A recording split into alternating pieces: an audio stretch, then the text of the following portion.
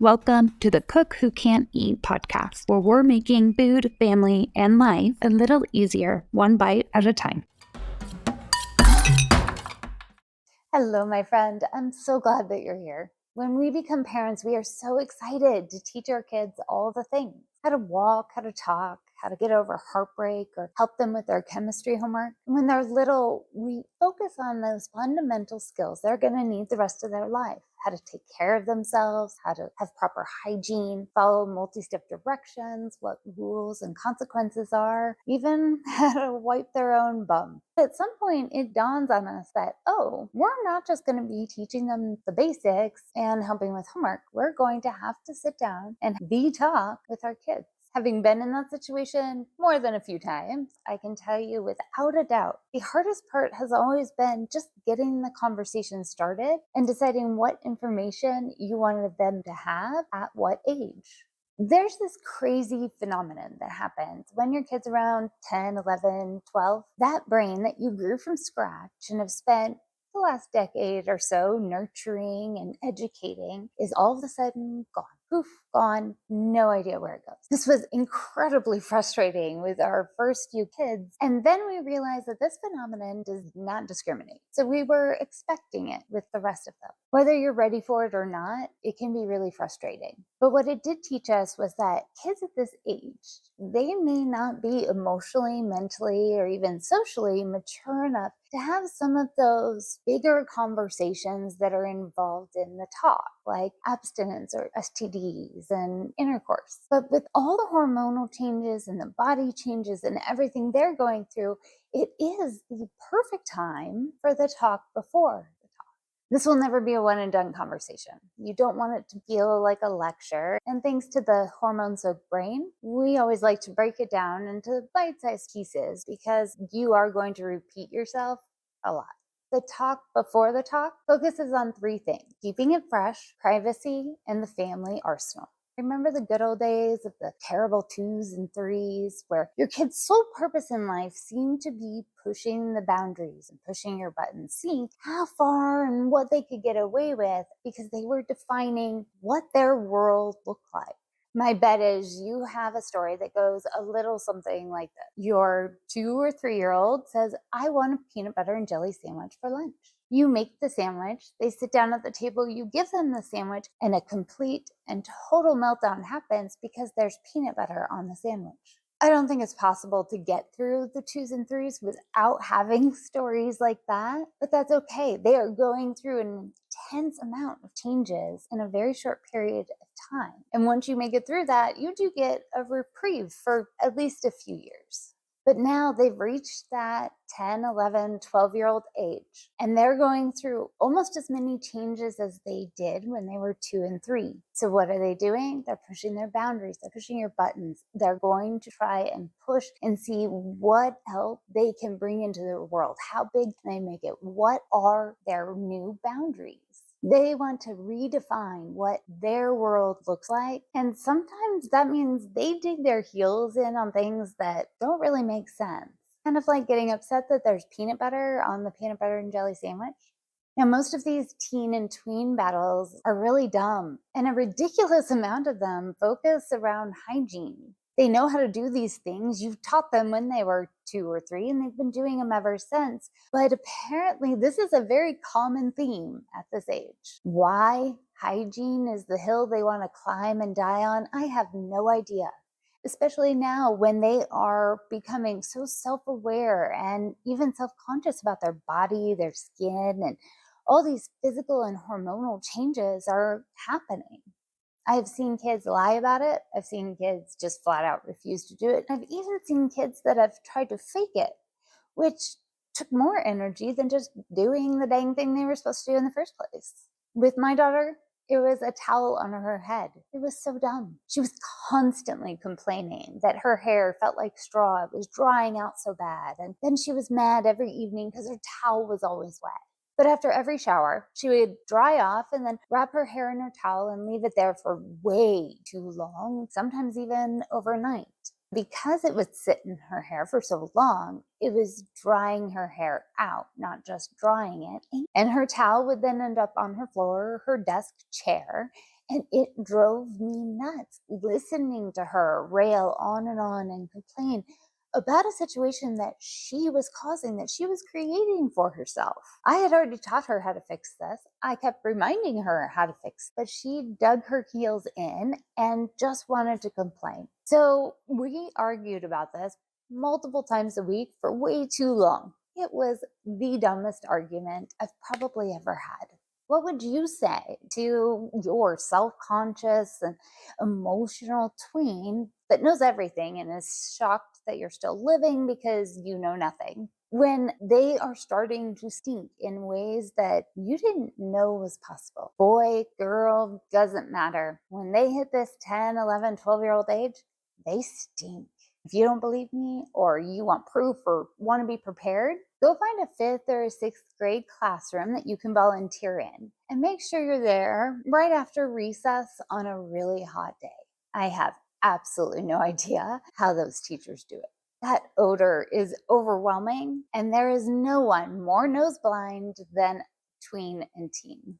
That's why our talk before the talk always starts with keeping it fresh. We've had kiddos whose stink filled the hallway and rooms that made your eyes water when you opened the door. But for some reason, no matter how many times we tried to explain it, they could never really grasp onto the concept that that kind of stench or smell doesn't come from one thing. It comes from a whole bunch of things put together. So when we're talking about keeping it fresh, we really try and focus on the basics and the power of a PTU. Now, it depends on the kid, but we found the most success when we changed the narrative. These hormones that are disguised to look like our kids don't want to be told what to do. So we have to make them feel like it's their idea. Changing the narrative around hygiene is not always easy. So we always started the conversation with things that were easy to talk about, simple to change, it would make a big impact, and usually had some kind of social aspect attached to them. These are simple things that you've taught them many times, so it's easy to get very frustrated. Before you smack them upside the head, let me share with you a few ways that we were able to successfully change the narrative. Oral hygiene was actually pretty simple. We really focused on their vanity and ego. We pointed out how harshly people judge others by their teeth, that adult teeth are naturally more yellow than baby teeth. So if they want those pearly whites, they better brush. And we also reminded them that nobody really wants to have a good conversation with someone that has really bad breath. If they don't believe you on that one, go eat anything that has a lot of onions and a lot of garlic, and then have a really up close conversation with them. They change their tune pretty quick. Whether you know it or not, preteens and teens are suddenly very interested in their armpits. Honestly, I thought it was so weird because until then, the only time armpits were ever really discussed was when it came to tickling or maybe one of them trying to make a fart noise. The girls are inspecting the area for that first sight of little peach fuzz, and boys are counting every little hair as though it'll help them grow more. They have their heads just stuffed up in their armpits, yet they don't smell it. How do they not smell the stench that's under there? I'm telling you, there is no one more nose blind than your tween. Here's a random fact about me. I interned in new product development for a deodorant and antiperspirant brand. Because of that, I have a lot of scientific and just random knowledge about sweat and armpits, deodorant, antiperspirant, things that I never really thought I would need to know or would use again after I was done. But it's actually some interesting trivia, and it's definitely helped when talking to the kids. There are all sorts of natural or alternative options out there. But the three facts that I want to share focus more on the conventional antiperspirant and deodorant that you see most often on the shelves. First, there is a difference between antiperspirant and deodorant. Ask your kid if they know the difference. Most of them don't. Deodorant is perfume for the armpit. Antiperspirant helps control the sweat. And if you get the antiperspirant with deodorant, you're going to get both benefits. The second thing I always share with the kids is that the molecule that makes antiperspirant work is a white cylinder. So when a product is completely clear, it contains far too little to actually work. And the third fun fact is something that everyone should know. If you want your deodorant to work and last as long as possible, always put it on as soon as you get out of a shower, even if you're just going to bed. To change the armpit conversation away from baby fuzz and counting hairs, we'd again focus on their vanity and ego. We would explain that armpits are a lot like your face or your feet. They're just an area of skin that needs a specific type of care so you can prevent pimples, ingrown hairs, even rashes, which are going to be way more noticeable than just a few baby hairs. For the ego, we just told them the science behind it. Your armpits have a lot of pores. Those pores are responsible for creating sweat, and there's not a lot of airflow in that area. You have to control the sweat in order to control the scent, because no teen or tween wants to be known as the stinky one. How many times in the past week or the past month have you had to ask your kids to pick up their room? I've yet to meet a family where this is not a constant, ongoing, frustrating conversation or argument. We knew we had to change the conversation, but our typical appeals to their vanity or ego, their need to belong, all of those things just weren't hitting the mark until we related it to their privacy. You've probably noticed that your teens and tweens are suddenly closing their bedroom doors a lot. They are creating their own little world, their own little safe space in that bedroom, and that door is what separates their world from the rest of the world. If they want to keep the door closed, they have to clean up the room because of airflow and air circulation. While the door is closed, the only place where air is flowing and exchanging is that little bit of area between the bottom of the door and the floor. If their floor is cluttered with all of this stuff, there's not much airflow that's going to happen. If they want the door shut, they have to have it cleaned up so that the air can circulate. We can get some of that stench, stale, muck smell out of their room. So it's really up to them. They could start leaving their door open, or they can pick up their room.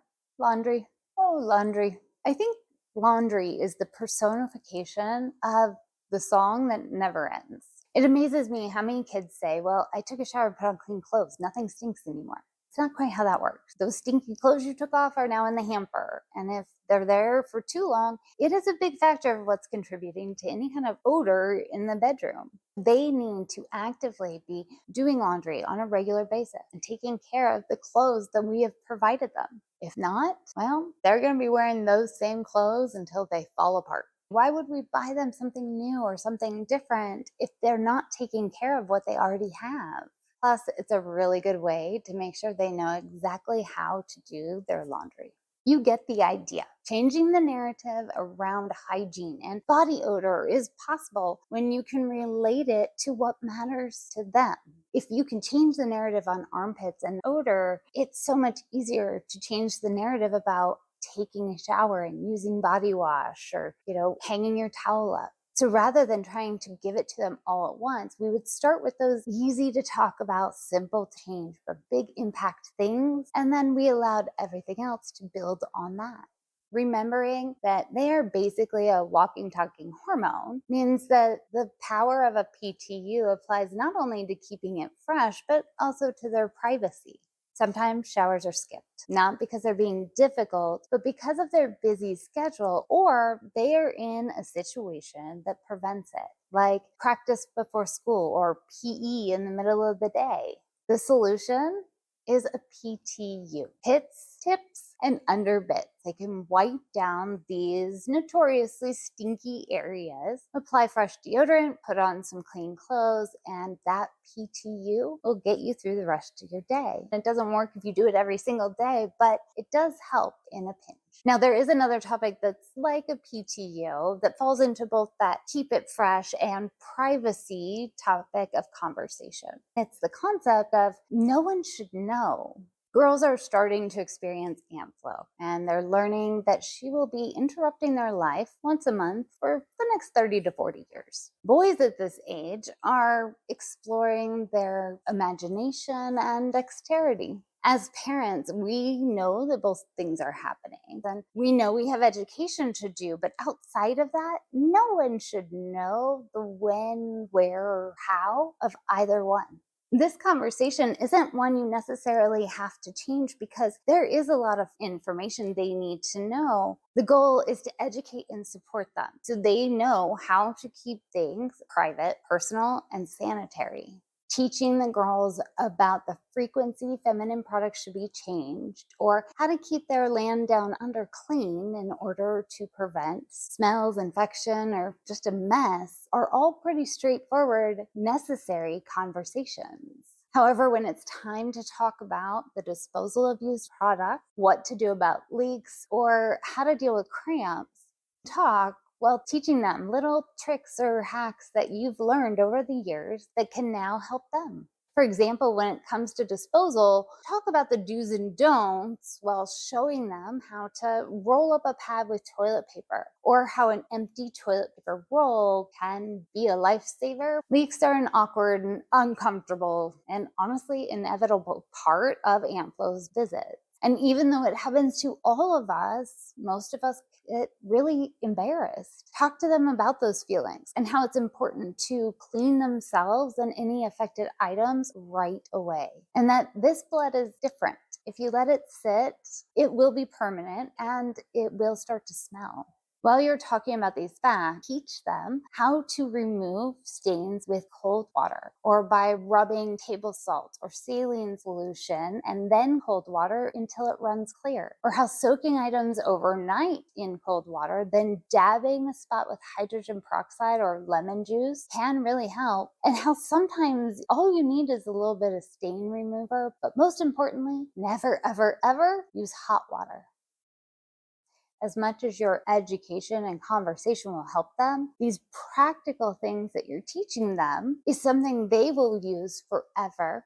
There is no way to control Aunt Flo. So all we can do is make sure they have the education that they need and a few tricks up their sleeve to make it easier, because life is not going to stop once a month.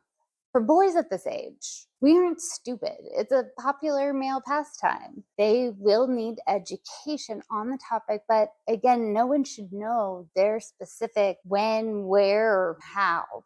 Talk to them about how they need to clean themselves and that used items should be disposed of immediately. Plus, if those used items sit around for a while, they do become quite pungent, and that's just awkward for everyone. We know they do it. They know they do it. They know that we know that they do it, but no one needs to know the specifics. That's why we teach them to keep it clean, keep it private, and don't let it contribute to any odors. These are natural bodily functions. It is our job to provide the education, and it's also our job to teach them that these are private and personal activities and should be treated as such. They're not shameful. It's nothing they need to hide away from the world, but they also don't need to broadcast it.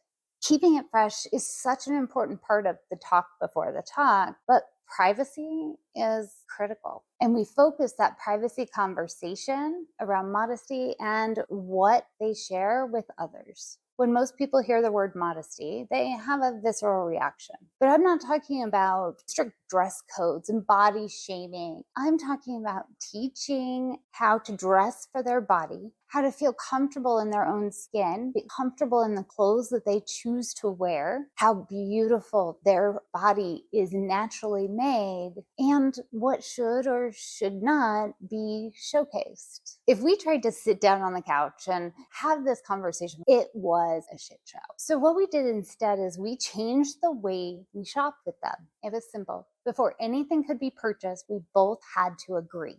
Sometimes I gave into things that I really didn't want them to wear. And there were times that I vetoed something I knew they loved. It worked. It helped teach them to love their body, how modesty isn't about others. It's about them respecting themselves and their body and feeling comfortable with how wonderfully they've been made.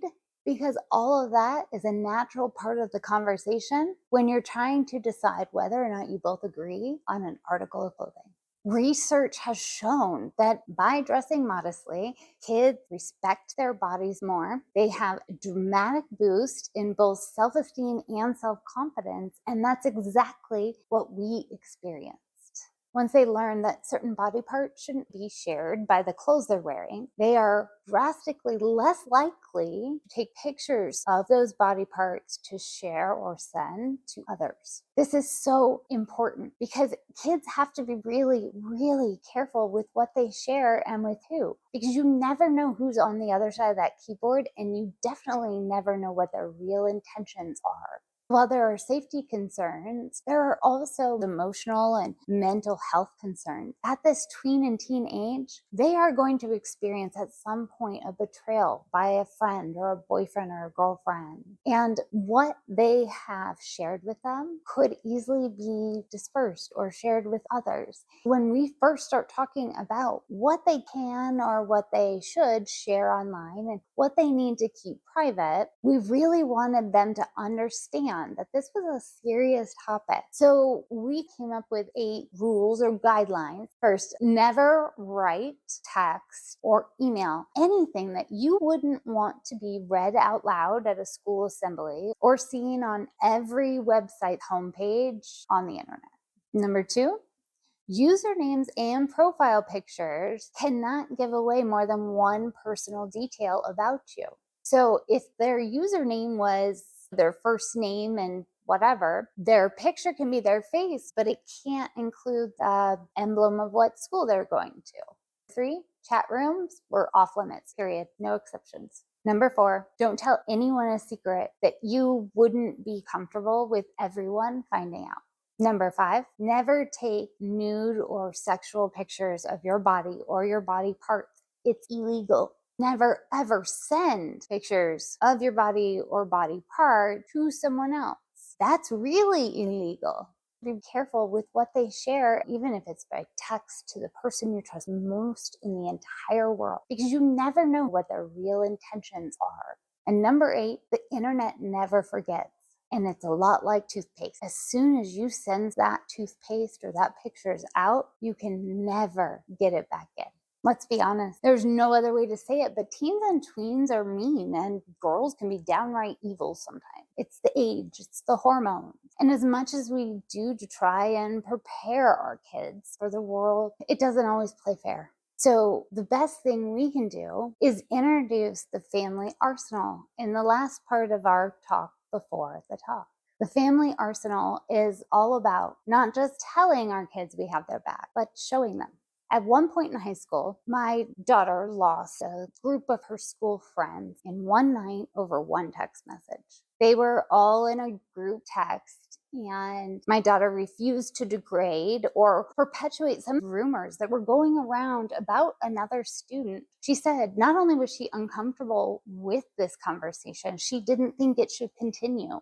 She wasn't friends with the other student, but she didn't want to participate in a conversation that she felt and told her friends was unnecessary and cruel. Her friends kicked her out of the group text, and by the next day at school, out of their lives. This is why we always had the 1, 2, 3 rule in place. At times it was a battle to get them to follow it, but it's a battle worth fighting always. This is the best way to bully proof or bully prep your kid, because what you're doing is giving them 3 layers of protection. The 1, 2, 3 rule requires kids to be involved in one in-school activity or club that's brought together by a common interest, one out-of-school activity or club that cannot be made up of just school friends, and a physical activity. I did a whole episode on the 1, 2, 3 rule. Please go listen to it. My daughter was devastated, and it broke my heart watching it. But unfortunately, my daughter's story is not unique. So when this happens, when your kid is thrown out of their friend group for not wanting to bash another student, rather than fall apart and feel hopeless and alone, they have 3 layers of protection.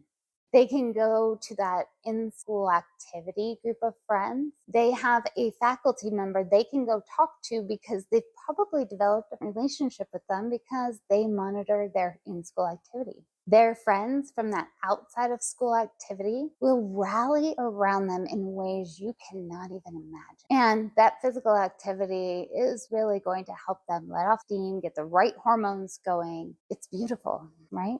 If I could teach one thing every family in the entire world, this is what I would tell them. Next up in the family arsenal is introducing them to the family bad guy, AKA me. I did do a separate podcast episode on this, Parenting After Dark. Go check that out. Teens and tweens don't want to be seen as lame or as though they're ditching or not willing to go somewhere. Give them an out. They don't want to go to a party? Blame me. They want to leave a friend's house? Blame me. They're out with friends and don't want to do something that everyone else is talking about doing? Blame me. As parents, we are not here to be popular or liked by our kids' friends. We are here to support and love our kid. If they need to feel like somebody's got their back, I am happy to be that. If they need an out, they need somebody else to blame, blame me. I am happy to take that hit. Let me be the bad guy. And let me tell you, your kid is going to love you for it. We have other things in our family arsenal, things like a family code. It's an SOS signal that says, hey, I need a bad guy, but I need it to be public, something that other people can hear or see. We also have a no questions, no consequences call. If they're in a bad situation, they can call. We will pick them up. No questions, no consequences. Well, I guess we do ask one question. Are you okay? Every family is going to have their own set of rules or rituals or things in their family arsenal that make them their own unique family. Right now, before you hardly ever see your tween or teen, take the time to explain these things to them. With all these hormones that are coursing through your kids' bodies and the changes they're going through and the growing up, it can be hard to talk to and connect with your child at this age. But if you're showing them how you're going to have their back and showing them what you're going to do to support them, it breaks through that noise. Nothing we've talked about is earth-shattering, but it's amazing how many kids just don't know some of these things. It's not an indictment on anyone at all. It's that these are all actions or things that we forget we have to teach them. Well, the talk is incredibly important. So is the talk before the talk. Thank you for being here, my friend. Don't leave yet. I've got a yummy recipe coming up next. I love making breakfast burritos. The ingredients can really be whatever we want it to be, and it's a great way to sneak in some extra vegetables and protein in the family's diet. I always start by washing and chopping any vegetables I'm going to use. This time it's a red and green bell pepper, onion, and spinach. Next, I prepare the breakfast meats. This time I'm using bacon and sausage, so I'm going to get the bacon into the oven and crumble the sausage on the stovetop. I need these burritos to be a really good hearty meal, so I always add potato. This time I'm making hash browns with seasoned salt. You can also use small seasoned breakfast potatoes or tater tots. Your eggs need to be soft, fluffy, creamy, but strong enough to hold together some of these heavy ingredients. So to my eggs, I always add heavy whipping cream, milk, and then to really add some thickness, I add sour cream and cream cheese. Whisk together your eggs, making sure to get all the ingredients well combined. Next, melt some unsalted butter in your pan and saute your vegetables until they've softened. Once that's done, push them to one side and add your eggs. Stir frequently while your eggs cook and slowly start to incorporate those sauteed vegetables. Start adding your breakfast meats and potatoes back to your pan, making sure you're mixing everything together so it's well combined. Top with your shredded cheese, mix together thoroughly. Once everything's heated through, remove your pan from the heat. I use the large burrito-sized tortillas, but put your egg mixture right in the middle and roll up your burritos, making sure that you're tucking in the sides. Now, I made a huge batch because I like to wrap them individually and then freeze them for the perfect breakfast on the go. Here is the full recipe as well as an accessible version. For more details, visit us on the website. If you make this recipe, tag me. Baking is always more fun when it's done together. Accessibility matters. So the audio for every episode is available on your favorite podcast platform and in video with audio and closed captions on our YouTube channel. While you're there, be sure to subscribe because we have some amazing episodes coming up. Thank you for joining me. Until next time, my friend.